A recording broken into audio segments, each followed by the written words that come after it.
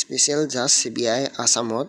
total দুটা পদ মুকলি হৈছে পিয়ন আৰু চকীদাৰৰ পিয়নৰ পোষ্টটো আনৰিজাৰ্ভ আছে তাত পে স্কেল হ'ব 12,000ৰ পৰা 52,000 লৈকে গ্ৰেড পে থাকিব 3,900 টকা আৰু যিটো 2 নম্বৰ পদ চকীদাৰৰ মুকলি হৈছে তাৰো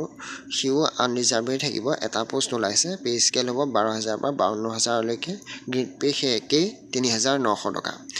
এডুকেশ্যন কোৱালিফিকেশ্যন অষ্টমৰ পৰা দশম পাছ বিচাৰিছে হাই ছেকেণ্ডেৰী পাছৰ ওপৰসকলে বা হাই ছেকেণ্ডেৰী পাছৰ ওপৰসকলে এপ্লাই কৰিব নোৱাৰিব এজ লিমিট 18 বছৰৰ ওপৰ বিচাৰিছে 18 বছৰৰ ওপৰ বিচাৰিছে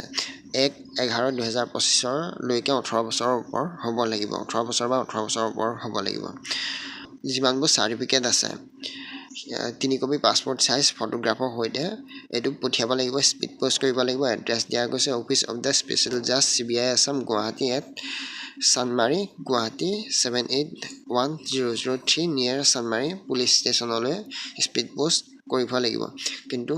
সকলোবোৰ জৰুৰী ইম্পৰ্টেন্ট নথিপত্ৰ অৰ্থাৎ আধাৰ কাৰ্ড পান কাৰ্ডৰ পৰা এডুকেশ্যন কোৱালিফিকেশ্যনলৈকে সকলো গাঁঠি পেলাই পঠিয়াব লাগিব তাত এপ্লিকেশ্যনৰ যিটো লিংক আছে তাৰ লিংকটো ডেসক্ৰিপচন বক্সত থাকিব আপোনালোকে তাৰ পৰা চাই ভালদৰে এপ্লাইটো কৰিব পাৰিব ধন্যবাদ